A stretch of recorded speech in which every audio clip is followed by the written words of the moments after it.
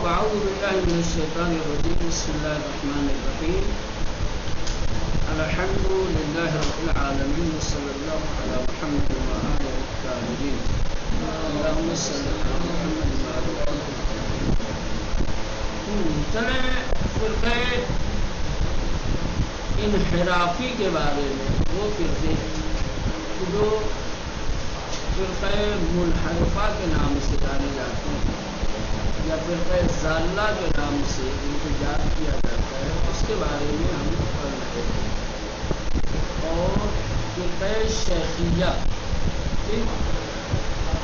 کس طریقے سے یہ وجود میں آیا ہے، وہ کون لوگ ہیں، ٹھیک ہے، موجودہ دور میں اس کے پیروکار ہیں یا نہیں، کہاں پہ ہیں، اس طرح کی چیزیں آپ نے جانی.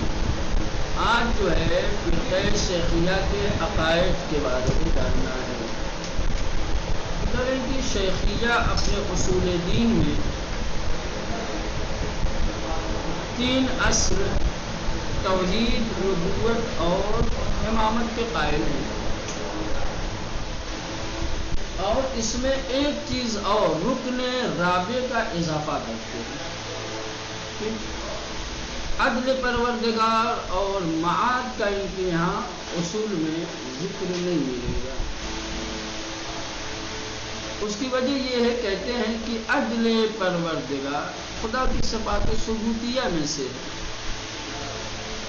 عدل پروردگار خدا کی صفات ثبوتیہ میں سے. جب توحید کی بحث کی جاتی ہے تو وہاں صفات ثبوتیہ سے بھی بحث ہوتی ہے. جب صفات ثبوتیہ سے بحث ہوتی ہے تو عدل پروردگار خود ہو جائے گی. اس کو الگ سے مستقل ایک اصل قرار دینا ضروری نہیں ہے کہ ہم اس کو عدل پروردگار کو ایک مستقل اصل کے طور پر اپنے عقائد میں بیان کرنا. ہم اب عدل کے قائل ہیں، عدل کو مانتے ہیں، کہا اس کو ہم توحید کے ضمن میں ہی بیان کرتے ہیں. وہ معاد کیا ہے؟ کہ معاد کو بھی الگ سے اصول بنا کر پیش کرنے کی ضرورت نہیں ہے. اس کی کیا وجہ ہے؟ کیوں آخر معاد اور قیامت کو انہوں نے اصول دین میں شامل نہیں کیا ہے؟ کہ اس لیے کہ چاہے عدالت پروردگار ہو چاہے معاد ہو، قرآن مجید کی بنیاد پر یہ دونوں چیزیں ثابت ہیں. قرآن سے ان دونوں کے دلیلیں ملتی ہیں. جس کا قرآن مجید پر ایمان اور اعتقاد ہوگا اس کا عدالت اور معاد پر بھی اعتقاد ہوگا. ہو ہی نہیں سکتا کہ قرآن پر ایمان ہو اور کوئی عدل پروردگار اور معاد کو نہ مانتا ہو. ہم قرآن پر ایمان رکھتے ہیں، قرآن پر ایمان رکھنا کافی ہے. اور قرآن پر ایمان کا مطلب یہ ہے کہ ہم ضمن عدل پروردگار اور معاد کے بھی قائل ہیں. ہاں، تھوڑا سا فرق معاد میں ہے. جو معاد ہمارے یہاں ہے یا جس معاد کے ہم قائل ہیں اور ان کے جو نظریات ہیں معاد کے سلسلے میں، اس میں تھوڑا سا فرق ہے اور فرق کو بعد میں بیان کریں گے. فی الحال اتنا دیکھتے ہیں. اصول عقائد در نزد شیخیہ 4 تاس. کہہ رہے ہیں کہ شیخیہ کے نزدیک اصول عقائد 4 ہیں. شیخیہ کے اصول عقائد کتنے ہیں؟ 4 ہیں. نمبر 1 توحید، دوسرے نبوت، تیسرے امامت، چوتھے رکن رابع. بنا بری شیخیہ درس اصل توحید، نبوت، امامت با امامیہ ہم عقیدے ہیں. لہذا بھی جو شیخیہ ہیں یہ 3 اصل میں توحید، نبوت، امامت میں امامیہ کے ہم عقیدہ اور ہم خیال ہیں. کوئی فرق نہیں، ہم بھی مانتے ہیں 3 اصول عقائد کو اور شیخیہ بھی مانتے ہیں. اما یہ کہ اصل بعنوان رکن رابع اضافے کر دیں. شیخیہ نے اپنے اصول عقائد میں ایک رکن جس کو رکن رابع کہا گیا ہے اس کا اضافہ کیا ہے. آنہا نسبت بے اصل عدل و معاد معتقدن، اور وہ لوگ اصل عدل اور معاد کے معتقد ہیں، اس پر اعتقاد رکھتے ہیں. لیکن کہتے ہیں کہ نہ باید اندو شورا بعنوان دو اصل مستقل مطرح کر. ضروری نہیں ہے کہ ان دو کو مستقل عنوان کے طور پر بیان کیا جائے، مستقل عنوان قرار دیا جائے تو ان سے بحث کی جائے، یہ ضروری نہیں ہے. زیرا اعتقاد بخدا و پیغمبر مستلزم اعتقاد میں ان دو اصل کہ اس لیے کہ اللہ اور رسول پر ایمان اور اعتقاد کیا ہے، یہ مستلزم ہے کہ عدل و معاد پر بھی اعتقاد رکھا جائے. توحید اور نبوت پر اعتقاد جو بھی رکھے گا وہ عدل پروردگار اور معاد کے اوپر بھی ایمان رکھے گا. جہاں توحید اور نبوت ہے وہاں عدالت اور معاد بھی ہے. تو لازم ہے اعتقاد بے خدا و پیغمبر، اس لیے کہ اللہ اور نبی پر ایمان اور اعتقاد کا لازمہ عقیدہ مند بودن بے قرآن پر بھی ایمان رکھنا ہے. جو اللہ اور نبی پر ایمان رکھے گا وہ قرآن پر بھی ایمان رکھے گا. کیا ایسا ہو سکتا ہے کوئی نبی کو مانتا ہو قرآن کو نہ مانے، کوئی اللہ کو مانتا ہو قرآن کو نہ مانے؟ تو جو شخص اللہ اور نبی پر ایمان رکھتا ہے، اس ایمان اور اس اعتقاد کا لازمہ یہ ہے کہ وہ قرآن پر بھی عقیدہ رکھتا ہے. بہر دو بحث عدل و معاد، اور یہ جو دو بحثیں ہیں عدل و معاد در قرآن اثبات شدہ ہے، یہ دونوں اصل قرآن کی روح سے ثابت ہیں، قرآن میں کی دلیلیں موجود ہیں. در نتیجے کسی کی بے قرآن اعتقاد دارت، لہذا نتیجے کے طور پر جو شخص بھی قرآن کے اوپر ایمان اور اعتقاد رکھے گا طبیعتاً بعدل و معاد معتقد خواہد بود، وہ طبیعی طور پر عدل و معاد پر بھی اعتقاد رکھے گا. علاوہ بر ان، اس کے علاوہ کی ایک دلیل تو ہم نے دے دی کہ عدالت کو ایک مستقل اصل کے طور پر بیان کرنے کی ضرورت نہیں ہے، اس لیے کہ جو شخص اللہ اور نبی پر ایمان رکھتا ہے وہ قرآن پر ایمان رکھتا ہے، اور جو قرآن پر ایمان رکھتا ہے وہ عدل و معاد پر بھی یقینی طور پر ایمان رکھتا ہے. ایک بات یہ ہوگی. علاوہ بر ان، یہ ایک دلیل جو دی ہے، اس کے علاوہ عدل یکی از صفات ثبوتیہ خداست، کہہ رہے کہ عدل خدا کی صفات ثبوتیہ میں سے ایک صفت ہے.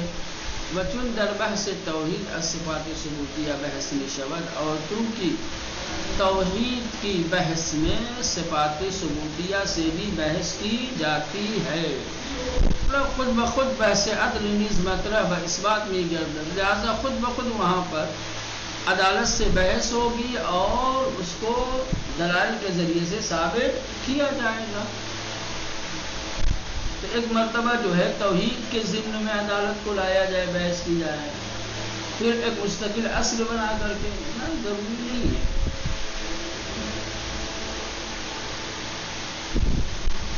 تو بہر صورت شیخیہ ان کے اصول عقائد 4 توحید، نبوت، امامت اور رکن عدالت پروردگار اور معاد کے اوپر بھی ایمان اور اعتقاد رکھتے ہیں. بس فرق یہ ہے کہ ان دو کو مستقل اصل بنا کر کے بحث نہیں کرتے، یا مستقل اصل کے طور پر انہوں نے ذکر نہیں کیا ہے، شاید اس کو الگ سے بیان کرنے کی ضرورت نہیں ہے، کیونکہ جو اللہ اور نبی پر ایمان رکھتا ہے وہ یقیناً قرآن پر ایمان رکھتا ہے، اور قرآن میں عدل پروردگار اور معاد ثابت ہے، یا تو اس کو بھی مانتے ہیں. دوسرے یہ کہ جہاں تک بات عدالت کی ہے تو صفات توحید پروردگار کی جب بحث ہوتی ہے تو توحید کے ضمن میں صفات ثبوتیہ کی بھی بحث آتی ہے، اور چونکہ عدل پروردگار صفات ثبوتیہ میں سے ہے لہٰذا توحید کی بحث میں عدل پروردگار کی بھی بحث ہو جائے گی، لہٰذا الگ سے اس کو بیان کریں گے. معاد البتہ کریں گے، البتہ شیخیہ در بحث معاد قائل میں معاد جسمانی ان گنے کے اکثر فرقہ اسلامی معتقدہ نیستن. کہہ رہے ہیں کہ شیخیہ معاد کے سلسلے میں تھوڑا سا دوسرے اسلامی فرقے کے نظریات کے خلاف ہے. جس طریقے سے دوسرے اسلامی فرقے معاد جسمانی کے قائل ہیں، شیخیہ اس طریقے سے معاد جسمانی کے قائل نہیں ہے. آسان لفظوں میں جس طرح سے اسلامی فرقے معاد جسمانی کے قائل ہیں، اس طرح سے شیخیہ معاد جسمانی کے قائل نہیں ہے. بلکہ می گویان کیا کہتے ہیں یہ معاد کے سلسلے میں؟ عنصری کی پس از انحلال جسم باقی میماند جسم لطیف. اب یہاں سے تھوڑا سا ظریف بات کر رہے ہیں، سمجھ رہے ہیں، وہ انہیں کو سمجھ میں بھی آئے گی، کوئی اور سمجھ میں نہیں آئے. کہتے ہیں عنصری کی پس از انحلال جسم باقی میماند، کہتے ہیں جسم کے منحل ہو جانے کے بعد، جسم کے نابود ہو جانے کے بعد جو عنصر، جو چیز باقی رہ جاتی ہے وہ ہے جسم لطیفس کی آن جسم برقلیائی تعبیر میں کنن. ایک جسم لطیف باقی رہ جاتا ہے کہ جس جسم لطیف کو جسم برقلیائی کہا جاتا ہے. شیخ احمد احصائی میں گوید، شیخ احمد احصائی کہتے ہیں کہ انسان دارائے دو جسم ہے. تو انسان ایک جسم نہیں بلکہ دو جسم رکھتا ہے. ابھی تک ہم سنتے آئے تھے کہ انسان دو چیزوں سے مرکب ہے، ایک جسم اور ایک روح.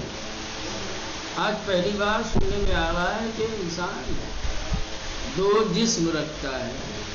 اول جسم کی از عناصر زمانی تشکیل شدے، یعنی ایک وہ جسم کہ جو عناصر زمانی سے بنا ہوا ہے، عناصر زمانی سے جو تشکیل پایا ہے. وبعنوان عرض برائے جسم حقیقی بباشد، اور جو جسم حقیقی کے لیے عرض کے عنوان سے ہے. ان جسم بے مطابق لباسس کے، کہ یہ جو جسم ہے یہ اس لباس کی طرح ہے کہ انسان آنگامی پوشد، جس لباس کو انسان پہنتا ہے وہ بیرون می آورد اور نکالتا ہے. ایک جسم یہ ہے، سمجھ رہے ہیں، جو عنصر زمانی سے تشکیل پایا ہے. اور یہ جسم حقیقی کے لیے کیا ہے؟ عرض ہے. یہ بالکل ایسے ہی جیسے انسان کا لباس کہ اپنے بدن میں پہننا چاہتا ہے تو پہنتا ہے، اتارنا چاہتا ہے تو اتار دیتا ہے. آن جسمی کے پس از مرگ فانی می شود و از بین می رود. ہمیں جسم کہہ رہے ہیں کہ مرنے کے بعد جو جسم فنا ہوتا ہے، خاک میں ملتا ہے، وہ یہی جسم ہے، جسم زمانی جو حقیقت جسم کے لیے عرض ہے. سمجھ رہے ہیں؟ ان جسمی کی پس از مرگ پانی میں شود، وہ جسم جو موت کے بعد فنا ہو جاتا ہے، وہ از بین می رود اور نابود ہو جاتا ہے. ہمیں جسم وہ یہی جسم زمانی ہے. دوم جسم حقیقی کی عبارت از طبیعتی کے انسان آسان خلق شدہ. کرے دوسرا جسم جسم حقیقی ہے. انسان جو جسم رکھتا ہے تو وہ جسم جو مرنے کے بعد فنا ہو گیا، جس کو جسم زمانی کہا جاتا تھا. ایک جسم ہے جسم حقیقی. جسم حقیقی کیا ہے؟ یعنی جسم حقیقی وہی طبیعی جسم جس کو اللہ نے خلق کیا ہے. جسم حقیقی کی عبارت اصل دوسرے وہ جسم کے جو حقیقی ہے. جسم حقیقی کہا جاتا ہے طبیعتی کے، وہ طبیعت کے انسان از آن خلق شدہ، اس کی جس طبیعت کے ساتھ انسان پیدا کیا گیا. ان جسم بے زمان تعلق نہ دارد، اس جسم کا تعلق زمان سے نہیں ہے. پھر وَأَز عالم حور قلیاس، بلکہ اس کا تعلق کس سے مولانا؟ حور قلیہ سے۔ اب آسان لفظوں میں یوں کہہ سکتے ہیں کہ انسان کے پاس دو جسم ہیں، ایک جسم زمانی ہے، جسم حقیقی ہے۔ جسم زمانی وہی جسم ہے کہ جو زمانے سے محدود ہوتا ہے، کچھ دن زندہ رہتا ہے اور پھر مر جاتا ہے، اور پھر وہ جسم فنا ہو جاتا ہے۔ اور ایک جسم ہے جسم حقیقی۔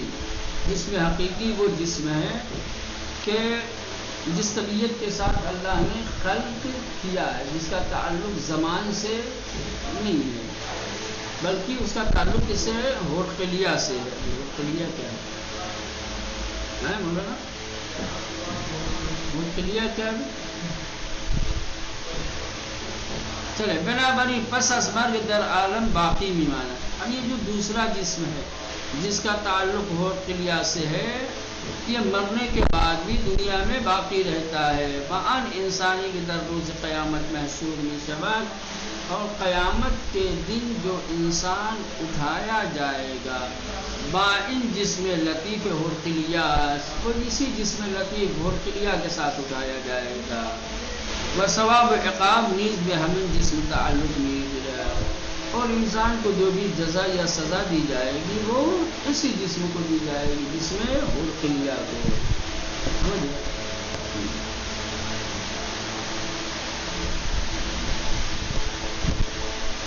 یہ بات تو سمجھ میں آ گئی۔ معاد کے سلسلے میں پھر کیا بات ہے؟ ہمارا معاد کے سلسلے میں اعتقاد ہے انسان کے پاس ایک ہی جسم ہے، یہ جس کے ساتھ پیدا کیا ہے، مرنے کے بعد خاک میں ضرور مل جائے گا، لیکن اللہ پھر دوبارہ وہی جسم بنائے گا جس جسم کے ساتھ دنیا میں انسان تھا، اور اسی میں اس کی روح ڈالی جائے گی۔ یہ تمام مسلمانوں کا، لیکن ان کا تھوڑا سا ہٹ کے ہے۔ جسم کو دو حصوں میں تقسیم کر دیا تھا انسان کے دو جسم، تو جسم زمانی ہے جس میں بہت سارے عناصر، بہت سارے عرض جس پر عارض ہوتے رہتے ہیں، یہ بالکل لباس کی طرح سے پہنا اتار،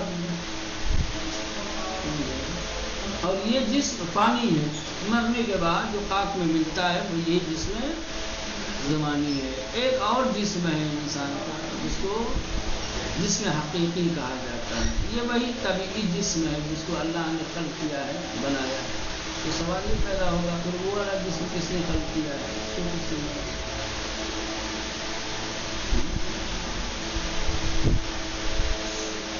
یہ کہتے ہیں کہ وہی جسم طبیعی جس کو اللہ نے خلق کیا ہے، بنایا ہے۔ انسان کی موت کے بعد یہ جسم حقیقی فنا نہیں ہوتا، بلکہ یہ دنیا میں باقی رہتا ہے، کیونکہ اس کا تعلق زمان سے نہیں بلکہ حور قلیہ سے ہے۔